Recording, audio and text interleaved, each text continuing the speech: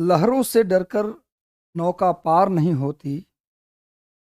जैसे 10 लाख की भीड़ है, समंदर है, होगा नहीं होगा।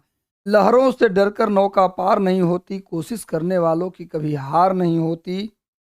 नन्ही चींटी जब दाना लेकर चलती है, नन्ही चींटी जब दाना लेकर चलती है, चढ़ती दीवारों पर 100 बार फिसलती है। चढ़ती दीवारों पर 100 बार फिसलती है। मन का विश्वास रगों में सांस भरता है, मन का विश्वास रगों में साहस भरता है। चढ़कर गिरना, गिरकर चढ़ना न अखरता है। आखिर उसकी मेहनत बेकार नहीं होती, कोशिश करने वालों की कभी हार नहीं होती। डुबकियां सिंधु में गोताखोर लगाता है, जा जा कर खाली हाथ लौट कर आता है। सिंधु नदी में बार बार गोताखोर डुबकी लगाता है, हर बार उसको मोती नहीं मिलता। कई बार कंकड़ पत्थर मिलते हैं, हजारों बार, सैकड़ों बार कूदने के बाद कभी मोती मिलता है। डुबकियां सिंधु में गोताखोर लगाता है, जा जा कर खाली हाथ लौट कर आता है। मिलते नहीं सहज ही मोती गहरे पानी में, मिलते नहीं सहज ही मोती गहरे पानी में। बढ़ता दुगना उत्साह इसी हैरानी में, मुट्ठी उसकी खाली हर बार नहीं होती, कोशिश करने वालों की कभी हार नहीं होती। असफलता एक चुनौती है, स्वीकार करो, क्या कमी रह गई देखो और सुधार करो। असफलता एक चुनौती है, उसे स्वीकार करो, क्या कमी रह गई देखो और सुधार करो। जब तक न सफल हो नींद चैन को, सबसे इंपॉर्टेंट लाइन, जब तक न सफल हो नींद चैन को त्यागो तुम। संघर्ष का मैदान छोड़ मत भागो तुम, संघर्ष का मैदान छोड़ मत भागो तुम। कुछ किए बिना ही जय जयकार नहीं होती, कोशिश करने वालों की कभी हार नहीं होती। हरिवंश राय बच्चन जी की यह कविता हम सभी के लिए उनके जाने के बाद भी प्रेरणा का स्रोत आज भी बना हुआ है। तो हमें लगातार हार जाने के बाद भी हमें हौसला बनाए रखना है, तब तक जब तक कि चलनी में पानी जम न जाए।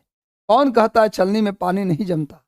बर्फ बनने तक हौसला बनाए रखिए, खुद पर अटूट विश्वास रखिए और ये सोचिए मैं सब कुछ कर सकता हूं, मैं जो कर सकता हूं बाकी कोई नहीं कर सकता है। हम बेहतर हैं और प्रूव करेंगे कि हम बेहतर रहेंगे हमेशा। गुरु, सच बात है, तुमसे बेहतर कोई नहीं है। हर लड़का जो देख रहा है मुझे या किसी को भी देख रहा है, हर इंसान के अंदर इतनी ताकत होती है कि जो झोंक दे, जिद कर ले कि मुझे कुछ करना है, बेहतर करना है, तो निश्चित रूप से उसके झोली में एक नहीं कई सफलताएं आएंगी। बस अपने आप को जिद के हवाले कर दीजिए, अपने आप को पागलपन के हवाले कर दीजिए, अपने आप को लिमिट के बाहर ले जाइए, है ना। कहते हैं बारिश में सारे पक्षी घोंसला में छुप जाते हैं, अकेला बाज है जो बादलों के पार जाकर उड़ता है। गुरु, बाज बनना है। चलिए गुरु, आगे आते हैं हम लोग। आज के सेशन को स्वीकार की शुरुआत करते हैं। आज के सेशन के बार सेशन को लाइक कर दीजिए, जितने लोग जुड़े हैं सेशन को लाइक कर दो गुरु, जितने लोग जुड़े हो। यक्षगान कहाँ का नृत्य है?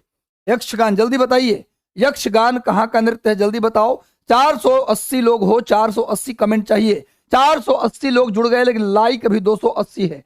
244 लाइक नहीं चलेगा।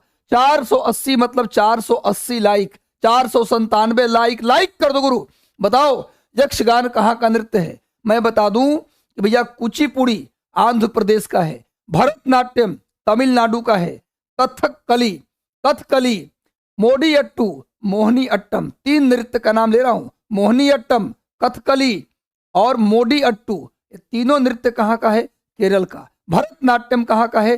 तमिलनाडु का। भरतनाट्यम तमिलनाडु का। यक्षगान है कर्नाटक का, यक्षगान है कर्नाटक का। भरतनाट्यम तमिलनाडु का है। कुचिपुड़ी आंध्र प्रदेश का है। कथकली मोहिनीअट्टम मोडी अट्टू, ये तीनों केरल का है। ओडिसी उड़ीसा का है, उड़ीसा का है। तमाशा महाराष्ट्र का है, नौटंकी उत्तर प्रदेश का है, विदेशिया बिहार का है। रऊफ जम्मू कश्मीर का है। बाउल पश्चिम बंगाल का है। बाउल नृत्य पश्चिम बंगाल का है। क्लियर है? समझ में आ रहा है बात? ये सारे नृत्य आपको याद होने चाहिए। ये सारे नृत्य जो मैंने बोला आपको याद होना चाहिए, यक्षगान कर्नाटक का नृत्य है। आगे आइए, नेक्स्ट आइए, किस घट सारे नृत्य याद कर लो। अखाली कथक, कथकली केरल का, अखाली कथक पूछे तो उत्तर प्रदेश का, नौटंकी और कथक ये दोनों उत्तर प्रदेश का, तमाशा महाराष्ट्र का, रऊफ जम्मू कश्मीर का, बाउल पश्चिम बंगाल का, ओडिसी उड़ीसा का, यक्षगान कर्नाटक का, भरतनाट्यम तमिलनाडु का, कुचिपुड़ी आंध्र प्रदेश का और कथकली मोहिनीअट्टम और मोडियट्टू तीनों केरल का। याद रखिएगा। अच्छा और बता देता हूं, छऊ, छऊ एक नृत्य है, एक नृत्य का नाम है छऊ। छऊ छत्तीसगढ़ का, छत्तीसगढ़ का नृत्य है छऊ। उसके अलावा कालबेलिया, कालबेलिया और घूमर लिखो, कालबेलिया और घूमर, झूमर नहीं घूमर, घूमर और कालबेलिया राजस्थान का नृत्य है। घूमर और कालबेलिया ये राजस्थान का नृत्य है गुरु। घूमर और कालबेलिया, घूमर और कालबेलिया राजस्थान का, घूमर और कालबेलिया राजस्थान का, बाउल पश्चिम बंगाल का, छऊ छत्तीसगढ़ का। उसके बाद मोडियट्टू मोहिनीअट्टम कथकली केरल का, भरतनाट्यम तमिलनाडु का। इतनी बार बोलता हूं कि आपको याद। कुचिपुड़ी आंध्र प्रदेश का, ओडिसी उड़ीसा का, रऊफ जम्मू कश्मीर का, तमाशा महाराष्ट्र का, नौटंकी और कथक उत्तर प्रदेश का। याद कर लो। बिहार का विदेशिया, विदेशिया जिसको बिहार में लौंडा नृत्य भी कहते हैं। किस मैंने पुरुष जो है नारी का भेष, विदेशिया नृत्य में क्या है, पुरुष नारी का भेष बदल के नृत्य करते हैं, उसी को बोलते हैं विदेशिया नृत्य। इस घटनाक्रम के दौरान कांग्रेस ने कहा था न एक भाई न एक पाई। जल्दी बताओ किस घटनाक्रम में कांग्रेस ने कहा था। एक आज का सेशन हिस्टोरिकल बनाना है। सेशन को लाइक कर दो गुरु, जितने लोग जुड़े हैं सेशन को लाइक कर दो। और हमारा सेशन 9 बजे से हो रहा है, पर मैं कोशिश करूंगा कि ये सेशन 8:30 से मेरी हो। 8:30 से लेकर 9:30 पौने 10 बजे हम आपको 10 से ज्यादा नहीं जगाएंगे, क्योंकि मैं जानता हूं यूट्यूब पर झूठ मूठ के आपको जुड़े रहेंगे 12 बजे रात तक रोज, ये ठीक नहीं है, क्योंकि आपको अपनी भी मेहनत करनी है। रात को 10 बजे के बाद रात के 2 बजे तक कम से कम 4 घंटा लाइव सेशन टेलीविजन से हटके, मोबाइल से हटके खुद की किताब से पढ़ना चाहिए। अगर सिलेक्शन सच में लेना चाहते हैं, 100% लेना चाहते हैं, तो इस चैनल से उस चैनल भागने से सिलेक्शन नहीं होगा। एक चैनल मेरे पर मेरे को फॉलो कर रहे हो तो बस फॉलो करते रहिए। 10 बजे आपको हमारा चैनल आपको 10 बजे छोड़ देगा। 10 बजे के बाद मोबाइल को बंद कर दीजिए और किताबों से नाता जोड़ लीजिए। 2 बजे रात तक आप किताब पढ़िए, उसके बाद सो जाइए। मैं लिखित देता हूं कि चमत्कार होगा मार्च में। हमारी बात मान लीजिए, मैं गुरु मंत्र दे रहा हूं आप लोगों को। भैया किस घटनाक्रम के दौरान न एक भाई न एक पाई द्वितीय विश्व युद्ध, द्वितीय विश्व युद्ध, प्रथम विश्व युद्ध में भारतीयों को धोखा मिला था। भारतीयों ने प्रथम विश्व युद्ध में ब्रिटिश सरकार और गांधी जी की बात मानकर प्रथम विश्व युद्ध में ब्रिटिश सरकार को सहायता दिया था। लेकिन सेकेंड वर्ल्ड वॉर में कांग्रेस ने साफ कहा, न एक पैसा दूंगा न मेरा एक भाई जाएगा। मैंने सेकेंड वर्ल्ड वॉर में कांग्रेस ने कहा न एक भाई दूंगा न एक पाई दूंगा, न पैसे मिलेंगे न भाई जाएंगे। सेकेंड वर्ल्ड वॉर में हमारा कोई समर्थन ब्रिटिश सरकार को नहीं रहेगा। चलिए गुरु आ गया। अच्छा, सेकेंड वर्ल्ड वॉर जब चल रहा था उस समय ब्रिटेन के प्रधानमंत्री थे विंस्टन चर्चिल। प्रथम विश्व युद्ध के समय ब्रिटेन के प्रधानमंत्री डेविड लॉयड जॉर्ज थे। प्रथम विश्व युद्ध जब शुरू हुआ तब ब्रिटेन के प्रधानमंत्री डेविड लॉयड जॉर्ज थे। लेकिन जब सेकेंड वर्ल्ड वॉर शुरू हुआ उस समय ब्रिटेन के प्रधानमंत्री कौन थे गुरु? Winston Churchill. नोट कर लीजिए। आगे बढ़ते हैं गुरु, नेक्स्ट आ जाओ। दक्षिण भारत में नमक सत्याग्रह का नेतृत्व किसने किया? दक्षिण भारत में नमक सत्याग्रह, नमक सत्याग्रह का नेतृत्व किसने किया? एक बार सेशन को लाइक कर दीजिए। 682 लोग जुड़े हैं। मेरा सेशन अच्छा लग रहा है ना? अच्छा लग रहा है गुरु तो सेशन को लाइक कर दो गुरु। जितने लोग हैं, चाहे कितनी भी कड़ाके की सर्दी हो, कितनी भी बड़ी ड्यूटी हमारी हो, मैं आपका लाइव सेशन कभी नहीं छोड़ने वाला। मैं आपका लाइव सेशन मार्च में या अप्रैल में जब भी आपका पेपर होगा तब तक लेता रहूंगा। अभी टीआरई आने का भी घोषणा हो गया है, लगभग टीआरई भी जनवरी लास्ट या फरवरी सेकेंड वीक तक आने की संभावना पूरी बन गई है। तो भैया आप लगातार जो टीआरई वाले हैं वो भी इस सेशन को देखते रहिए। लगातार मैं जान रहा हूं कि बहुत जल्द वैकेंसी की भरमार होने जा रही है, इसलिए आप लोग लगे रहिए, लगातार लगे रहिए और बिना चिंता के लगे रहिए। दक्षिण भारत में नमक सत्याग्रह का नेतृत्व किसने किया था?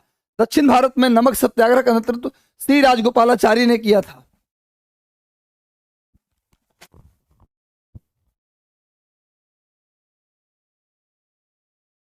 कहीं रखा हुआ होगा, देखिए उन्होंने यहाँ है।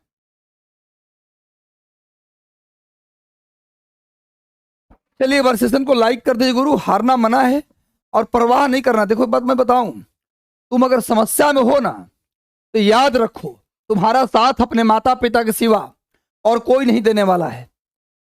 बिल्कुल बिल्कुल समस्या जब आपके पास हो बिल्कुल आशा न रखें कि हमारा सहायता वो करेगा, हमारा सहायता वो करेगी। प्लीज कर दो, छोड़ दीजिए। समस्या में आप अकेले हैं, इस बात को समझ लीजिए। तुम्हारा कोई नहीं है। तुम अगर समस्या में हो, प्रॉब्लम में हो, रियल में तुम्हारे पास अगर समस्या है तो माता पिता को छोड़कर तुम्हारे साथ कोई नहीं है। इसलिए प्लीज समस्या में और कड़ी मेहनत करो, रात दिन एक करो, जिद करके मेहनत करो। भूखे सो जाओ चलेगा, लेकिन मेहनत नहीं करोगे ये नहीं चलेगा गुरु। चलो गुरु, दक्षिण भारत में नमक सत्याग्रह के नेतृत्व श्री राजगोपालाचारी ने किया। राजगोपालाचारी को राजा जी भी कहा जाता है। राजगोपालाचारी को राजा जी के नाम से भी जाना जाता है। नोट कर लीजिए, इनको राजा जी महात्मा गांधी ने कहा था। जब महात्मा गांधी दांडी, साबरमती से दांडी जा रहे थे, साबरमती से दांडी की यात्रा पर थे महात्मा गांधी।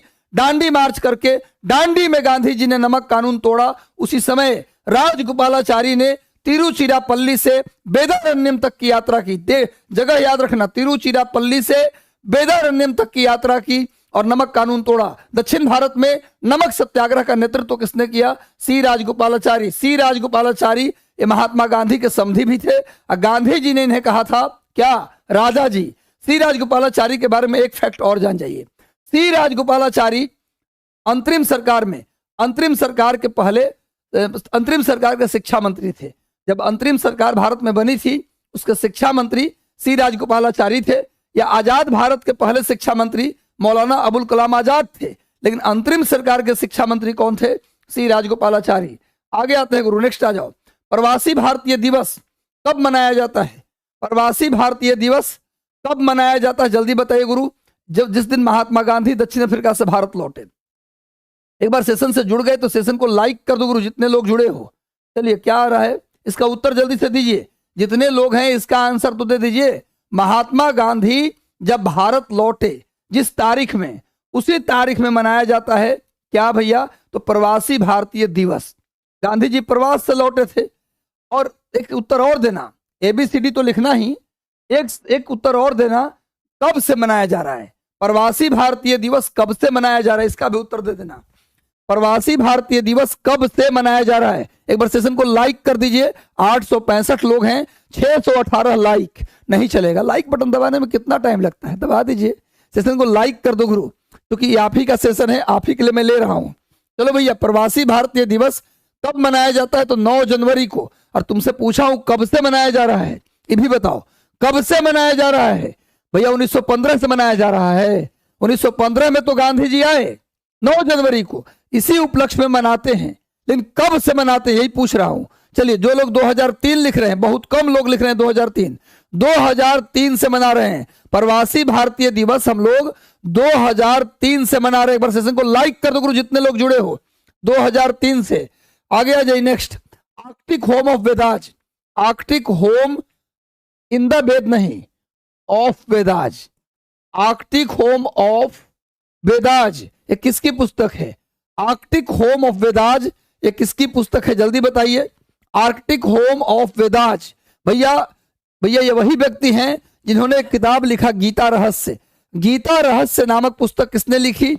गीता रहस्य नामक किताब किसने लिखा? बाल गंगाधर तिलक ने लिखा। भैया एक वही तिलक हैं जिनकी 2 पत्रिका है, मराठा और केसरी। मराठा और केसरी ये 2 पत्रिका बाल गंगाधर तिलक की है। मराठा अंग्रेजी में और केसरी मराठी में। मराठा पत्रिका अंग्रेजी भाषा में और केसरी पत्रिका मराठी भाषा में। ये दोनों पत्रिका बाल गंगाधर तिलक का है। तिलक को हम लोकमान्य भी कहते हैं। बाल गंगाधर तिलक ने 1884 में डेक्कन एजुकेशन सोसाइटी बनाया। 1884 में डेक्कन एजुकेशन सोसाइटी बनाया। 1895 में, 1893 में गणेश महोत्सव की शुरुआत की। महाराष्ट्र के युवाओं में, महाराष्ट्र के लोगों में क्रांतिकारी भावनाओं के प्रचार प्रसार के लिए, 1893 में गणेश महोत्सव की शुरुआत की। 1895 में शिवाजी महोत्सव की शुरुआत की। भैया ये वही तिलक हैं जिन्होंने लिखा आर्कटिक होम ऑफ वेदाज। और इसी किताब में उन्होंने लिखा कि भारत में जो वैदिक सभ्यता थी, आप सभी को पता है ना, सिंधु घाटी सभ्यता भारत की सबसे प्राचीन सभ्यता है।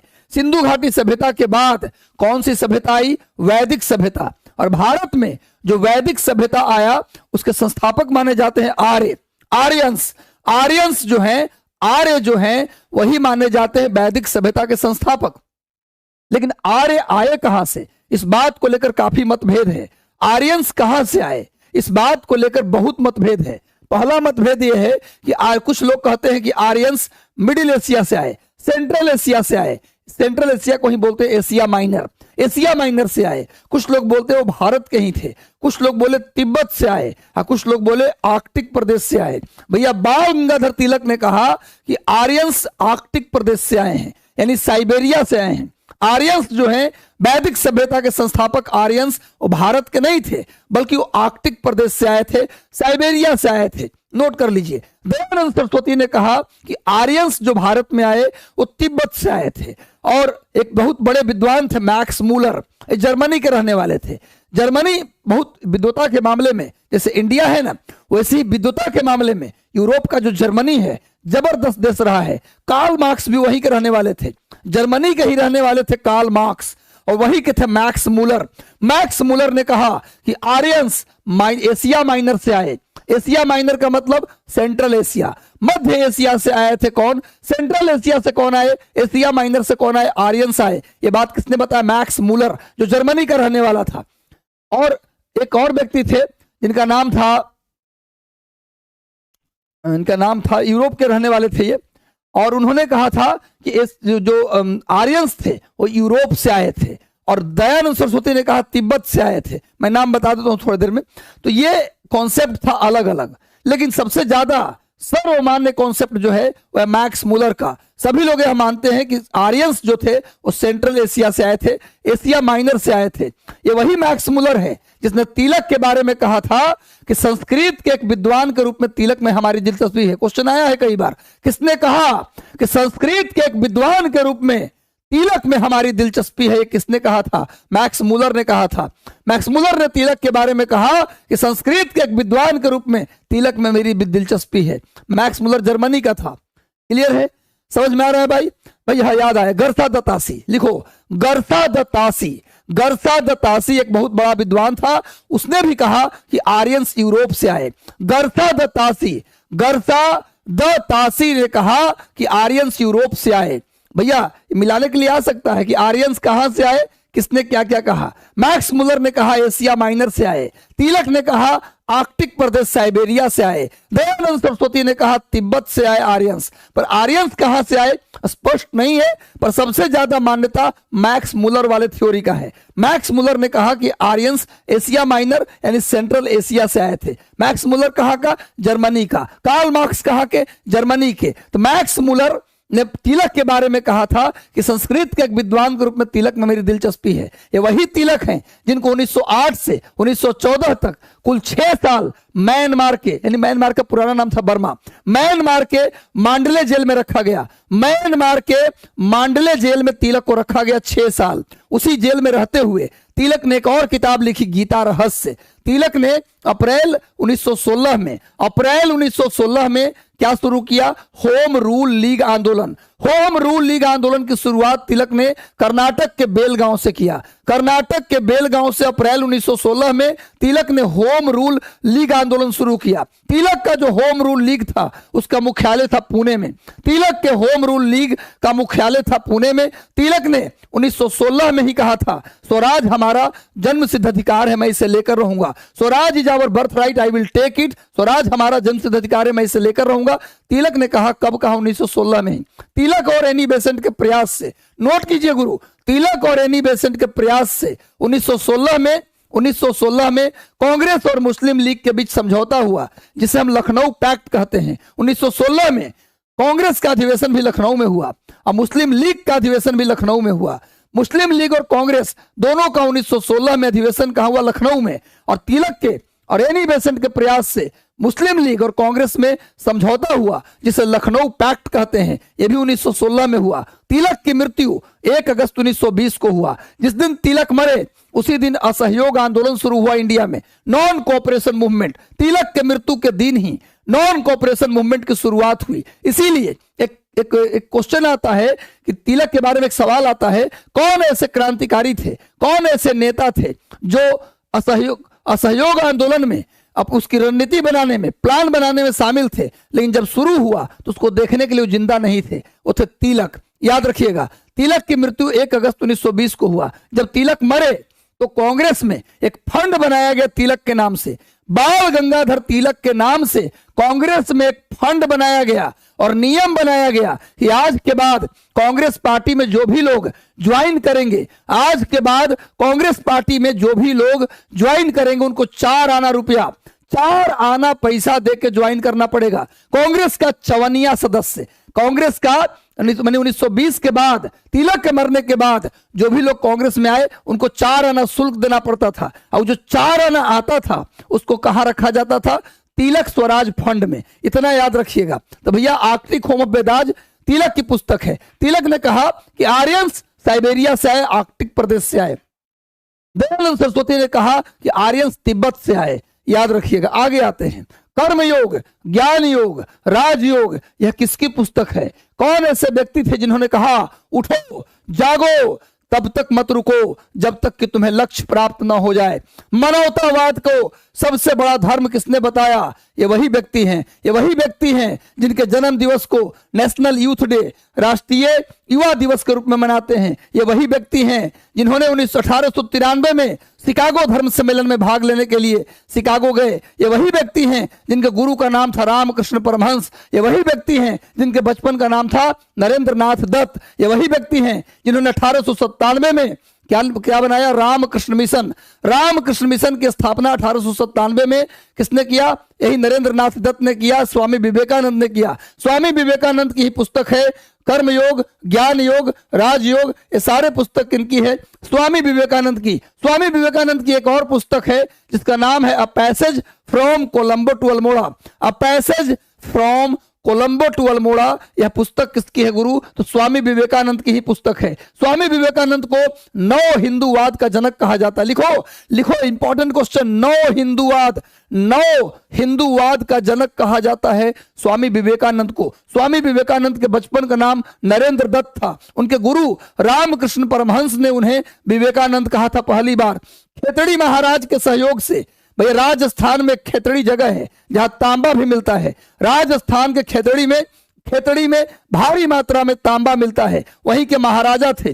खेतड़ी के महाराज के पैसे से 1893 में स्वामी विवेकानंद शिकागो गए धर्म सम्मेलन में भाग लेने। 1897 में इन्होंने बनाया रामकृष्ण मिशन कलकत्ता में। इसके अलावा इनका जन्म हुआ था 1863 में, 12 जनवरी 1863 को जन्म हुआ। इनकी मृत्यु हुआ 1902 में इनकी मृत्यु हो गई। 1863 में इनका जन्म हुआ था। 12 जनवरी को इनके जन्म दिवस को हम मनाते हैं नेशनल यूथ डे। इनके गुरु थे रामकृष्ण परमहंस। रामकृष्ण परमहंस जो इनके गुरु थे, उनके बचपन का नाम क्या था? तो गदाधर चट्टोपाध्याय। और उनकी पत्नी का नाम क्या था? शारदा मणि। स्वामी विवेकानंद की जो गुरु माता थी, यानी रामकृष्ण परमहंस की जो पत्नी थी, उनका नाम था शारदा मणि और रामकृष्ण परमहंस का नाम था गदाधर चट्टोपाध्याय। और स्वामी विवेकानंद के बचपन का नाम क्या था? बताओ। नरेंद्र दत्त। आगे बढ़ते हैं, नेक्स्ट आ जाओ। राजा राम मोहन रॉय की मृत्यु कब हुआ? इसका उत्तर गलती दिए तो कंपट्टी फोड़ देंगे। एक बार कमेंट दिखाइए। अब पहला कमेंट कौन करता है सही, जरा ये भी देख लीजिए। पहला कमेंट, स्वामी भाई राजा राम मोहन रॉय की मृत्यु कब हुआ? सॉरी, क्या लिखे है संजय जी? कितना लिखूं? अच्छा, फास्ट बोल रहे हैं इसलिए बोल रहे हैं। सेशन को लाइक कर दो। 1100। अच्छा, ये अच्छा लग रहा है। 1161 लोग जुड़े हैं। 1161 लोग जुड़े हैं। 840 लाइक दबा दो गुरु। सभी 1140 1167 लोग हैं। सेशन को लाइक कर दो गुरु। जितने लोग बचे हैं सेशन को लाइक बटन दबाने में कितना टाइम लगेगा? लाइक कर दो गुरु, जल्दी सेशन को लाइक कर दो। चलो भैया, कब हुआ राजा राम? कमेंट करके बताइए सभी लोग। राजा राम मोहन रॉय की मृत्यु कब हुआ? जल्दी बताओ गुरु। राजा राम मोहन रॉय की मृत्यु हुआ 1833 में। 1833 में राजा राम मोहन रॉय का डेथ हो गया। भैया लिख लो, ये वही राजा राम मोहन रॉय हैं जिनका जन्म कलकत्ता में हुआ था। इनका जन्म कलकत्ता में हुआ था। इनके पिताजी का नाम था राधा मोहन। इनके पिताजी का नाम था राधा मोहन जी, और इनका जन्म कलकत्ता में हुआ। राजा राम मोहन रॉय को आधुनिक भारत का पिता कहा जाता है। राजा राम मोहन रॉय को नव जागरण का पिता, पुनर्जागरण का पिता, नव जागरण का पिता, पुनर्जागरण का पिता, आधुनिक भारत का पिता, सब राजा राम मोहन रॉय। राजा राम मोहन रॉय ने 1815 में आत्मीय सभा बनाया, 1815 में आत्मीय सभा, और 1817 में यानी आत्मीय सभा के 2 साल बाद 1817 में कलकत्ता में हिंदू कॉलेज की स्थापना किया। अलेक्जेंडर चलो गुरु कोई बात नहीं, आ गए। सेशन को लाइक कर दो गुरु, जितने लोग जुड़े हैं सेशन को लाइक कर दो। सेशन आ गया गुरु, टेंशन मत लो, सेशन आ गया गुरु। कहीं नहीं गए थे, कट गया, मैं तुरंत देखा, तुरंत उसकी दवाई कर दी मैंने। जितने भी थे सभी लोग जुड़ जाइए, फिर से जल्दी से जुड़ जाओ गुरु। जितने लोग जुड़े हो सेशन से जल्दी से जुड़ जाओ, कोई बफरिंग नहीं हो रहा है, सब ठीक है। राजा राम मोहन रॉय ने 1825 में वेदांत कॉलेज बनाया, 1817 में हिंदू कॉलेज, 1825 में वेदांत कॉलेज, और 1828 में राजा राम मोहन रॉय ने क्या बनाया? 1828 में राजा राम मोहन रॉय ने ब्रह्म समाज की स्थापना की। राजा राम मोहन रॉय के प्रयास से 1829 में सती प्रथा का अंत लॉर्ड विलियम बेंटिक ने किया। सती प्रथा का अंत राजा राम मोहन रॉय के प्रयास से 1829 में लॉर्ड विलियम बेंटिक ने किया। राजा राम मोहन रॉय की मृत्यु 1833 में ब्रिटेन के एक जगह है लंदन के बगल में ब्रिस्टल, ब्रिटेन के ब्रिस्टल में इनकी डेथ हुई, इनकी मृत्यु हो गई। और मैं बता दूं, एक बार सेशन को लाइक कर दीजिए, जितने लोग जुड़े हैं सेशन को लाइक कर दो गुरु। क्या कुछ है क्या? सेशन को ऊपर लाइक कर, जितने लोग जुड़े हैं सेशन को लाइक कर दीजिए और सेशन को शेयर कर दीजिए। मैं कह रहा हूं कि राजा राम मोहन रॉय की 2 किताब है। एक किताब का नाम है प्रिसेप्ट्स ऑफ जीसस। राजा राम मोहन रॉय की एक किताब का नाम है प्रिसेप्ट्स ऑफ जीसस, उनकी दूसरी किताब का नाम है गिफ्ट ऑफ मोनोथिस्ट।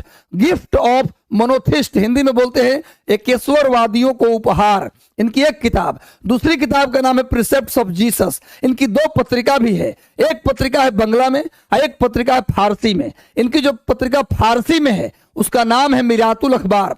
मिरातुल अखबार फारसी भाषा में इन्होंने निकाला, और बांग्ला भाषा में संवाद ए कौमुदी। इनकी 2 पत्रिका, संवाद ए कौमुदी बांग्ला में और मिरातुल अखबार फारसी में, 2 किताब, गिफ्ट ऑफ मोनोथिस्ट और प्रिसेप्ट्स ऑफ जीसस। इनकी मृत्यु 1833 में ब्रिटेन के ब्रिस्टल में हुआ। इनके मरने के बाद ब्रह्म समाज की बागडोर देवेंद्रनाथ टैगोर के हाथ में गया। ब्रह्म समाज का बागडोर देवेंद्रनाथ टैगोर के हाथ में गया। राजा राम मोहन रॉय के मरने के बाद राजा राम मोहन रॉय को राजा की उपाधि अकबर द्वितीय ने दिया था। राजा राम मोहन रॉय को राजा की उपाधि अकबर द्वितीय ने दिया था। जल्दी उत्तर दीजिए, इसका उत्तर जल्दी दो भैया। एक बार सेशन को लाइक कर दीजिए। 1142 लोग जुड़े हैं, 1039 लाइक नहीं चलेगा। सेशन को लाइक कर दो गुरु, लाइक करने में कितना टाइम लगता है?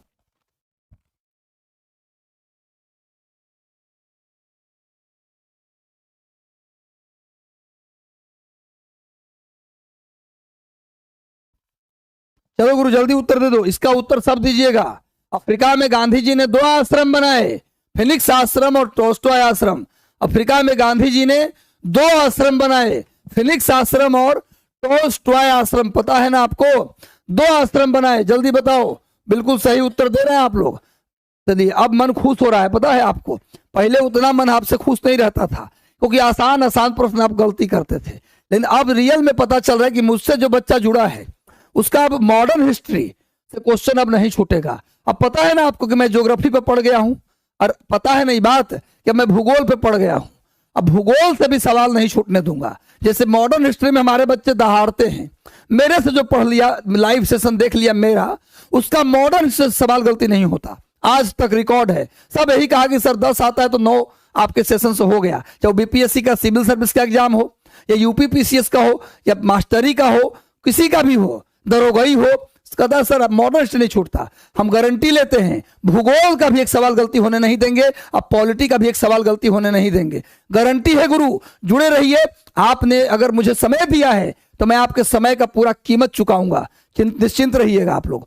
चलो भैया भैया उन गांधी जी ने फिनिक्स आश्रम और टोस्टॉय आश्रम अफ्रीका में बनाया। महात्मा गांधी ने अफ्रीका में 1894 में 1894 में महात्मा गांधी ने अफ्रीका में नेटाल इंडिया कांग्रेस बनाया। अफ्रीका से गांधी जी ने एक पत्रिका निकाली, उस पत्रिका का नाम है इंडियन ओपिनियन। उसके बाद गांधी जी इंग्लैंड से अफ्रीका आ रहे थे पानी के जहाज में, तो हम लोग अगर यात्रा करते पानी के जहाज में तो हम लोग सेल्फी लेते, एक नहीं हजारों सेल्फी समुद्र के लहरों के साथ, डांस करते पानी के जहाज में डीजे बजा के। आजकल नया कल्चर चला है कि जो यात्रा करने टूर पे जाते हैं ना, वो बैठ जाते हैं पानी के जहाज में और वहां डीजे बज जाता है और लहर में पूरा नाव ऊपरे नीचे हो रहा है, पानी के जहाज उसी में लोग नाच रहे हैं, उल्टा रहे हैं, पलटा रहे हैं। तो गांधी जी ने उल्टाए न पलटाए, न सेल्फी लिए, न रील्स देखे। गांधी जी ने किताब लिख दी। इंग्लैंड से अफ्रीका यात्रा के दौरान गांधी जी ने एक किताब लिखी, क्योंकि उनको देश की चिंता थी,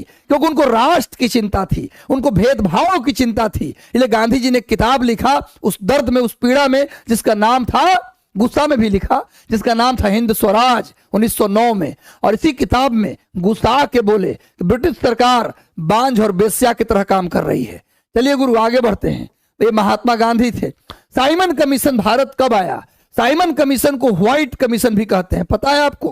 क्योंकि इसके कोई भी मेंबर इंडिया से नहीं था, सब के सब मेंबर अंग्रेज थे। इसीलिए इसके श्वेत आयोग या व्हाइट कमीशन भी कहते हैं, क्योंकि सब के सब गोरे थे, सब के सब अंग्रेज थे।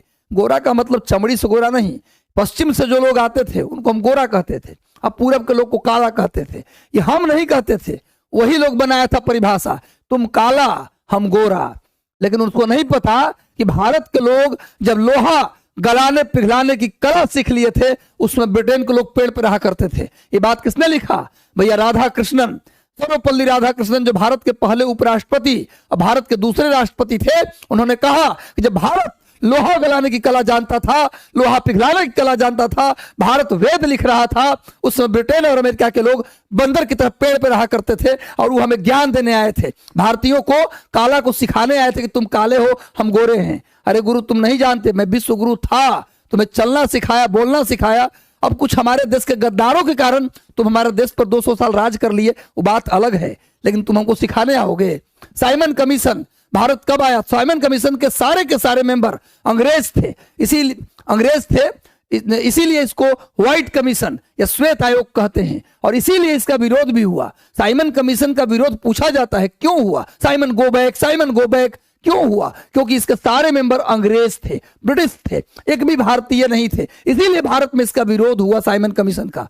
यही कारण है, आंसर में ही दीजिएगा, सारे मेंबर अंग्रेज थे, इसीलिए इसका विरोध हुआ। इसे व्हाइट कमीशन, श्वेत आयोग कहते हैं। और मैं बताऊं इसका निर्माण क्यों हुआ। आपको बता दें कि जब फर्स्ट वर्ल्ड वार खत्म हुआ था, तो उस समय भारतीयों को बड़े पैमाने पर ब्रिटिश सरकार ने धोखा दिया। भारतीयों ने बड़ी आशा से प्रथम विश्व युद्ध में अंग्रेजों का साथ दिया था, लेकिन उस आशा पर पानी फेर दिया अंग्रेजों ने। अब बिना भारतीयों से पूछे 1919 का भारतीय शासन अधिनियम, गवर्नमेंट ऑफ इंडिया एक्ट 1919, भाई 1918 में वर्ल्ड वार खत्म हुआ। भारतीयों को लगा विश्व युद्ध खत्म होने पर कि हमें हमारा अधिकार मिलेगा, लेकिन उनको अधिकार नहीं मिला, बल्कि जिल्लत की जिंदगी मिली, कड़े कानूनों का सामना करना पड़ा। 1919 का अधिनियम बिना भारतीयों से पूछे बनाया गया। अब अंग्रेजों को लगा कि भैया भारतीयों से तो पूछे नहीं है, ऐसी कानून बना दिए, कहीं बड़ा विरोध न हो जाए, इसी डर से ब्रिटिश सरकार ने कहा कि जो कानून हम बनाए हैं या फिर अब आगे जितने भी कानून बनाएंगे, हर कानून की समीक्षा हर 10 साल पे करेंगे। यानी 1919 में जो कानून बना उसकी समीक्षा 10 साल बाद 1929 में होनी थी, और आगे जो कानून आता उसकी भी समीक्षा अगले 10 साल बाद होती। तो भारतीयों ने कहा एक बात बताओ, मतलब तुम्हारा इस गंदा कानून को हम 10 साल झेलेंगे, तब तुम चेक कराएगा, क्यों ना पहले ही चेक करा लो। जो कानून ला रहे हो उसको पहले ही चेक कर लो, बाद में कहे चेक करोगे 10 साल के बाद। तो भारतीयों को खुश करने के लिए कि जो कानून मैं बनाऊंगा हर 10 साल पे इसकी चेकिंग करूंगा, कानून सही है कि नहीं, अगर सही नहीं रहेगा तो बदलेंगे इसमें। यह अंग्रेजों का पॉलिसी था। हालांकि आज भी जो कानून संसद में बनता है उसका तो ऐसा नियम नहीं है कि 10 साल पर उसके अनुसार चेकिंग होती है।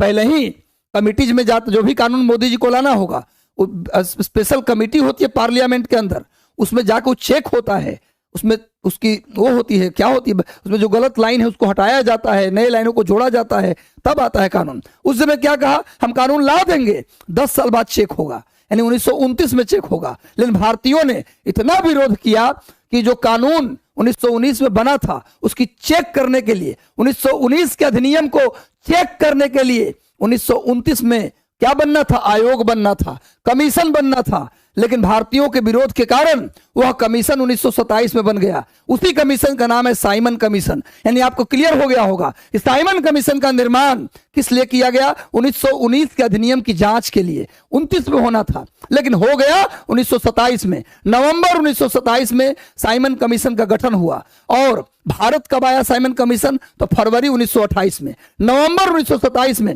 साइमन कमीशन का गठन लंदन में हुआ, लेकिन फरवरी 1928 में साइमन कमीशन भारत आया। और सबसे पहले कहां आया, बंबई। साइमन कमीशन का आगमन सबसे पहले बंबई में हुआ, उसके बाद लाहौर। साइमन कमीशन का जो विरोध हुआ सबसे ज्यादा वो लाहौर में लाला लाजपत राय के नेतृत्व में। लाला लाजपत राय के नेतृत्व में साइमन गो बैक के नारे लगे, लाला लाजपत राय पर लाठी चार्ज किया गया। लाला लाजपत राय के लाठी के चोट से उनकी मृत्यु हो गई 1928 में ही। और इस मरते समय लाला लाजपत राय ने कहा, मरते समय लाला लाजपत राय ने कहा, क्या कहा, मेरे सिर पर किया गया लाठी का एक एक प्रहार ब्रिटिश सरकार के ताबूत में अंतिम कील साबित होगा। 1900 कहते कहते मर गए। 1928 में ही जब वो मरे तो 1928 में ही भगत सिंह ने तुरंत बदला लिया, लाला लाजपत राय का बदला लिया। और उसने पुलिस अधिकारी सैंडर्स को, भगत सिंह ने पुलिस अधिकारी सैंडर्स को गोली मारकर हत्या कर दी। इसी को बोलते हैं लाहौर षड्यंत्र केस, इसी को बोलते हैं लाहौर षड्यंत्र केस। और इसी केस में भगत सिंह, राजगुरु, सुखदेव को 23 मार्च 1931 को फांसी हुई थी लाहौर षड्यंत्र केस में। जिस अब फांसी कहाँ हुआ, लाहौर सेंट्रल जेल में ही हुआ था। चलिए, तो साइमन कमीशन भारत कब आया, तो 1928, फरवरी 1928। अब और बना कब, तो नवंबर 1927 में लंदन में। भारत में पहले कहाँ आया, तो मुंबई में आया। और बता दें कि पटना में भी साइमन कमीशन के मेंबर आए थे, जहां पर नारा लगाया गया, उठो जवानों सवेरा हुआ, साइमन भगाने का बेरा हुआ। ये बिहार में नारा लगा था। तो साइमन कमीशन के सारे मेंबर अंग्रेज थे, इसीलिए इसे श्वेत आयोग कहते हैं। और साइमन कमीशन के सिफारिश पर 1935 का अधिनियम है। लिखो, 1935 का गवर्नमेंट ऑफ इंडिया एक्ट, अंग्रेजों द्वारा बनाया गया अंतिम कानून, ब्रिटिश सरकार के द्वारा बनाया गया अंतिम कानून 1935 का भारत शासन अधिनियम। कहते हैं कि भारत के संविधान में मैक्सिमम बात जो लिया गया वो लिया गया 1935 के अधिनियम से। 1935 के भारत शासन अधिनियम से ही भारत के जो संविधान बना उसमें मैक्सिमम चीजों को ले लिया गया। 1935 का जो अधिनियम बना वो साइमन कमीशन के रिपोर्ट पर बना। आगे आइए, नेक्स्ट, एक सवाल नहीं छूटने देंगे।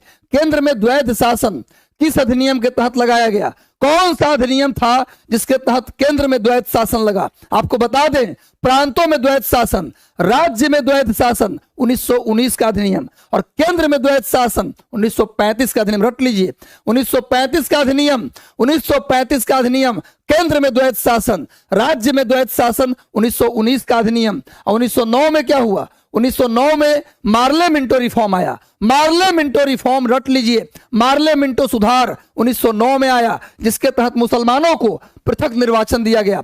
मुसलमानों को अलग से निर्वाचन, पृथक निर्वाचन दिया गया, सेपरेट इलेक्शन दिया गया मुसलमानों को 1909 के मार्ले मिंटो रिफॉर्म के तहत। 1892 में पहली बार भारतीयों को बजट पर बोलने का अधिकार मिला। पहली बार भारतीयों को बजट पर बोलने का अधिकार मिला 1892 में। याद रखिएगा, 1892 में पहली बार भारतीयों को बजट पर बोलने का अधिकार मिला। चलो गुरु, आगे आते हैं। केंद्रीय विधानसभा के आम चुनाव में कांग्रेस पार्टी को कितनी सीटें मिली थी भैया, आपको पता है ना। पहली बार केंद्रीय विधानसभा बना कब, 1921 में। आपको पता है, केंद्र में पहले, जैसे नहीं केंद्र में लोकसभा राज्यसभा है आज, उसी केंद्र में पहले केंद्रीय विधान परिषद केवल था।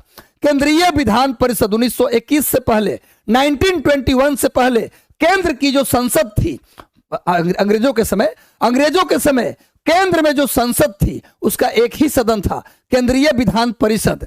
लेकिन 1921 में, 1919 के अधिनियम के तहत 1921 में केंद्रीय विधानसभा बना।